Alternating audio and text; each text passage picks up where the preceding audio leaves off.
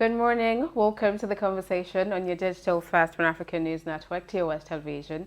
And you know by now that I'm bringing you the show from Abuja, Nigeria's capital city. And of course, my name is Ade Suwasi. And you do know that the conversation is going to be quite insightful and engaging. We're talking about something quite controversial and sensitive, I must say, on the conversation this morning. So I'll just get straight into it. In the past few days, or a few days ago, a footage of underage students of Chrisland schools in Lagos State made it to social media. So underage people were engaging in some sort of sexual activity, and that did not sit, well with quite a number of people who have come out, to express disappointment and then just give opinion about the issue. And that's what we're going to be looking at on the conversation today. Chrisland underage sex scandal. Who's culpable? A lot of persons have blamed the parent, and then some person says the school is to be held responsible. And I'm just, going to let my guest do justice to that this morning. I have in the studio Daniel Chris Mpa, a social commentator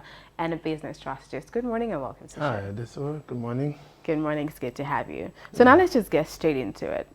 You were aware of the whole situation that happened with, students of Chrisland College who went on a trip to Dubai for some sort of World School Games, and then at the end of the day made it to the news for something quite dirty.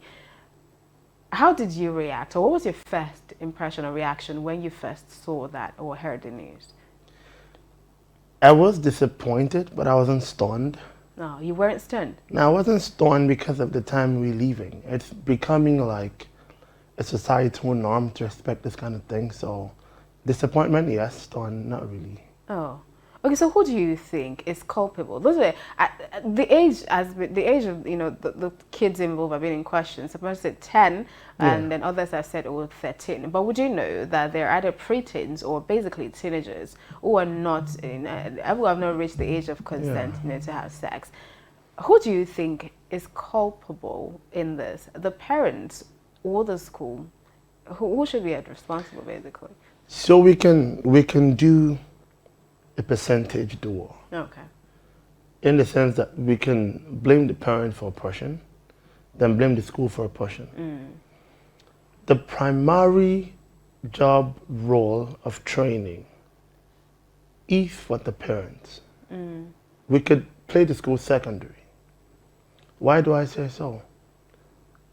The first place where the child or the children, as the case might be, start to learn rights from wrongs, start to take part in, daily activities and situational and whatever, is from the house.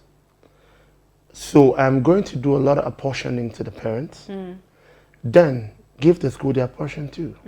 Because the school, if all stories are correct, send students to Dubai, and they had enough time to practicalize such intercourse. With no chaperone or no caretaker watching after them. I mean, they have their portion too. Okay. Yeah. So, but who's to say that these kids, I mean, a lot of persons are basically talking about the girl involved. I mean, not necessarily about, so I think we'll just focus on that. Who's to say that this girl does not have the kind of moral upbringing or parenting that everybody's talking about, or maybe it's a case of neglect and all of that stuff? Who's to say that the parents didn't actually do so much, and then this is just solely on the child itself? This is not just on the child. First of all, let me correct the impression. This is a situation where someone came out of somewhere. So I always cite this example that I'm too scared to do some things. I mean, I'm a consenting full man, but there are things I wouldn't do. Not because I can't do them and get away with them, but because there's still this reference back to the house that I come with. So are we blaming this on the child? Well, if we want to do singular blame or location, we can do that. But if we want to put it down to the root causes, no, I don't think it's just enough. Going by everything you said, I just want to quickly know, do you subscribe to, preteens, like 11, 12, maybe 13-year-olds even, having access to smartphones in this time, in this age? Because I know that aside the sex scandal video, I saw clips of her having like a social media account where she posts, videos of herself doing some raunchy dance moves and all of that stuff. And people have said this kid is not as innocent as she looks. She's been doing this for the longest. Do you subscribe? Not just smartphone, but also having social media accounts. Social media accounts, no. You have no business there. Except maybe it's been handled by your mom or your dad. Now, smartphones, I'm going to ask this question. It's going to be rhetorical. Why should a preteen have a smartphone? You want your child to be accessing maybe baby cartoons or, arithmetic solutions, something for them to be educated with. They are Kindle tabs. Tabs that are not viable to the internet. And a lot, why not get them? You want to be able to communicate with the people in the house. Who says you have to buy your 10-year-old a smartphone? But 10-year-old... Especially when they are connected to the outside world, they get people who can do the things you wouldn't want to do. Yeah. But you did mention earlier that times have changed. I don't know, 10-year-olds when I was 10, is different from, the things that... These kids are growing up really fast. There's a lot that they know. There's a lot that they know, and then you'd be surprised that how does a 10-year-old know this sort of things? So don't you think that level of restriction kind of also puts them in a box? So let me say this. This is going to come out as cliche, but it's true. In my time, I was going to say in our time, but I don't know your time. So in my time, the community trained the child, and we can never overestimate that. We didn't like it because there were people prognosing in our business.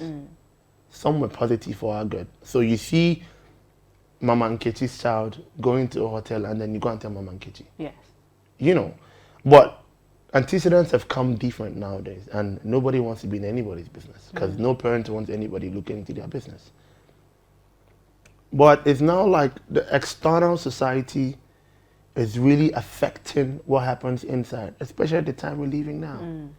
So you go to school and people from outside have so much influence on a child more than you, the parent.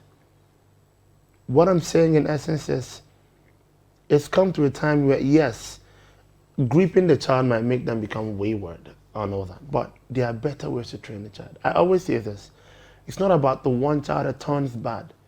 It's about the 9 you prevent from getting bad. Of course, there'll always be one. One will always be like, I don't care, what will happen, will happen. But it's sad when we have 10 being that person. That's my situation on it. Okay, let's move away from the parents and let's get back to the school. I think I'm of the opinion, you did mention that the other time that you'll give a larger proportion of the blame to the parents. Yes. But I also think the school should not be blameless in all of this. Aside from the fact that they went to Dubai without a chaperone and then left kids on their own to exploit or do whatever they wanted to do, there's also the place of the school plays a large role in the development of a child, especially in their formative years. How much time does a kid spend with their parents, especially during school time? I know kids go to school at like 7 a.m. and then comes back at like 5 p.m. So you spend hours, 12 hours even in school. And then how much time do you spend at home? Maybe 4 or 5 hours before you go to bed. And then the cycle repeats itself. So you're more with your teachers, with your schoolmates than you are with your parents. So I do think that the school has a lot. Well, yes, the school has like a portion to take. But I'm going to do you an analysis that returns it back to the parents. So you send your child to school. When I was in school, when you come back from the boarding house, my mom takes everybody on a test. Medical test. And then she takes a leave from work and takes time to study her children.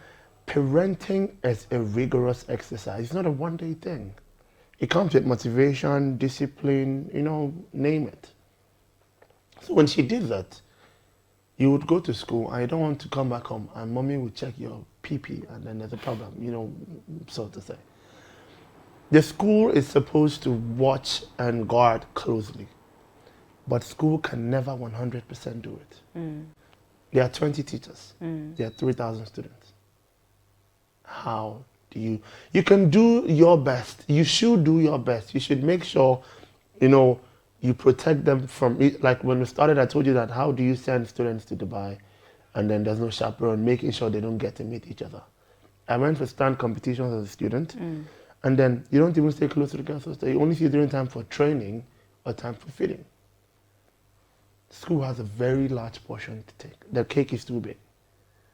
But I'll return it back to the parents. That coming up, I feel the girl was neglected.